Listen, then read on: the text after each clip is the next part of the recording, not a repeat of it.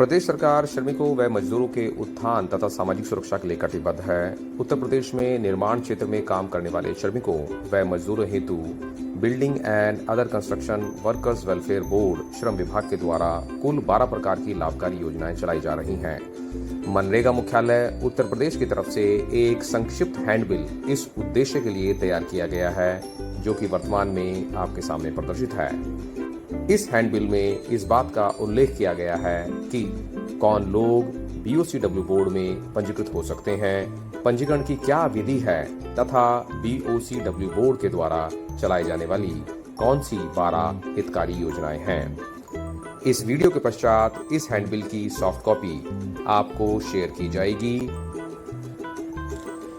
ये पेज प्रदर्शित करता है कि इसमें टोटल 40 तरह के व्यवसाय बीओसीडब्ल्यू बोर्ड में पंजीकृत होने के लिए आ रहे हैं। यदि हम शुरुआत से पढ़ने की कोशिश करें तो वेल्डिंग का कार्य, बढ़ई का कार्य, कुआं खोदना, रोलर चलाना, छप्पर डालने का कार्य, राजमिस्त्री का कार्य, प्लम्बरिंग, लोहार, मोजाइक पॉलिश, सड़क बनाना, मिक्सर चलाने का कार्य, पुताई कार्य, इलेक्ट्रिक वर्क, हथौड़ा चलाने का कार्य, ये सब कार्य बिल्डिंग में जो निर्माण कार्य चलते हैं उससे संबंधित हैं। सुरंग निर्माण, ये बिल्डिंग से इतर कोई दूसरा कार्य दिया गया है। टाइल्स लगाने का कार्य, कुएं से तलछट छांटने का कार्य, जो कि मनरेगा में भी बहुत हद तक किया जाता है।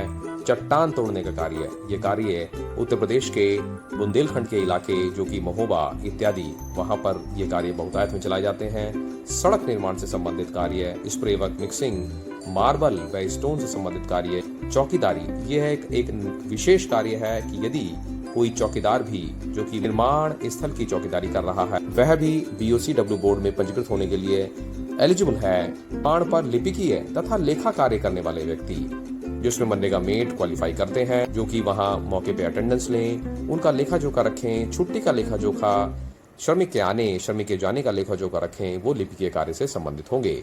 लेखा कार्य में ऐसे लोगों को लिया जाएगा जो उनके वेतन, मानदेयों और मजदूरी का निर्धारण करें, जो कि एग्जामिन करें कि किसको कितना मानदेय इत्यादि मिलने वाला है। प्रकार से कुल ये 40 कार्य इस सूची में दिए गए हैं, जिसको ध्यान से पढ़ना और समझना अत्यधिक आवश्यक है। इसके बाद यदि हम देखें कि इसमें पात्रता और पंजीकरण की क्या प्रक्रियाएं हैं, तो सबसे पहले 18 से 60 वर्ष की आयु का व्यक्ति होना चाहिए। श्रमिक के रूप में कम से कम 90 दिन उसने मनरेगा में काम किया हो। ये 90 दिन की अर्हता केवल मनरेगा के श्रमिकों के लिए है। यदि मनरेगा मेट या फिर जो ऊपर दिखाए गए 40 व्यवसाय हैं उसमें किसी में भी व्यक्ति काम कर रहा है तो उसमें 90 दिन की अर्हता नहीं है।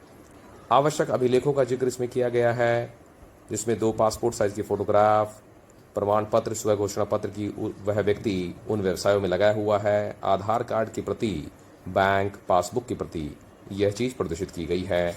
इसके बाद पंजीकरण शुल्क सितंबर 2021 तक वर्तमान में माफ चल रहा है। इसी हैंडबिल में ये बाद में दिखाया गया है कि कितना पंजीकरण शुल्क लिया जाता है।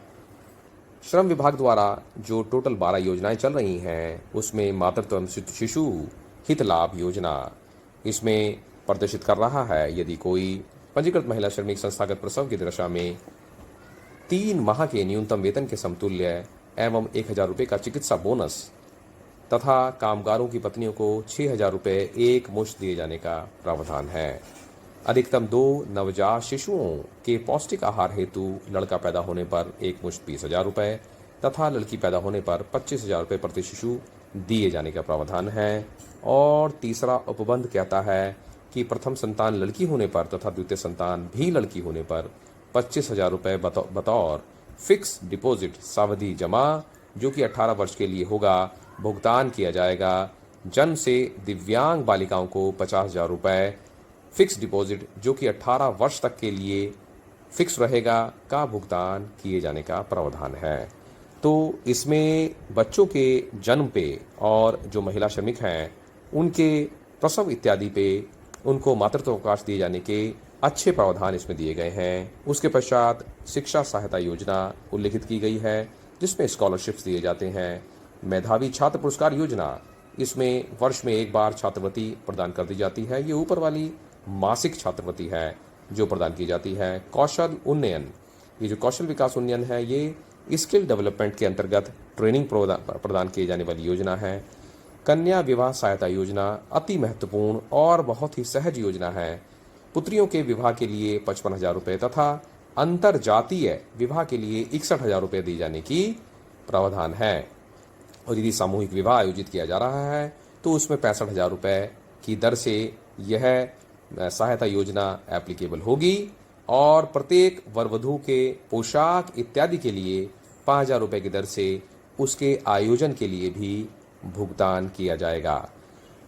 इसके बाद महत्वपूर्ण योजना गंभीर बीमारी योजना। इसमें आयुष्मान भारत तथा मुख्यमंत्री जन आरोग्य योजना से जो आच्छादित नहीं है ऐसे सभी निर्माण श्रमिकों को आयुष्मान की गाइडलाइंस के अनुसार इलाज इत्यादि कराए जाने की बेहतर सुविधा है। महात्मा गांधी पेंशन योजना के अंतर्गत निर्माण श्रमिक की 60 वर्ष की आयु पूरे होने पर और उस समय 10 वर्ष तक लगातार उसका अंशदान जमा होने की प्रदशा में 1,000 रुपये धनराशि 60 वर्ष की आयु से आजीवन प्रदान की जाएगी।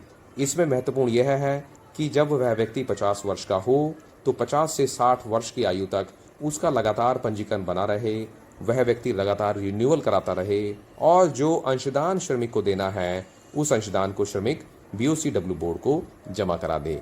ये अंशदान बहुत अधिक नहीं होता है, इसमें कई बार प्रदेश सरकार इसको मुफ्त भी कर देती है, जैसा कि वर्तमान में सितंबर 2021 तक मुफ्त चल रहा है। इसके पश्चात निर्माण कामगार मृत्यु विकलांगता सहायता क्षमता पेंशन योजना।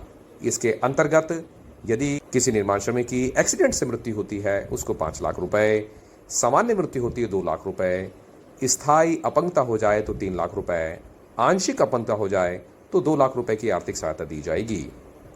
यदि कोई श्रमिक कार्यस्थल पर मृत्यु को प्राप्त होता है तो 50,000 रुपए की आर्थिक सहायता प्रदान की जाएगी तथा कार्यस्थल पर दुर्घटनाग्रस्त होने पर पूर्ण स्थायी अपंगता की दशा में 1,000 रुपए से 1,500 रुपए का आजीवन अक्षमता पेंशन भी दी जाएगी। साथ ही अंत्येष्टि सहायता, मृत्यु होने पर अंत्येष्टि कार्यक्रम करने के लिए 25,000 रुपए की अतिरिक्त सहायता दी जाती है।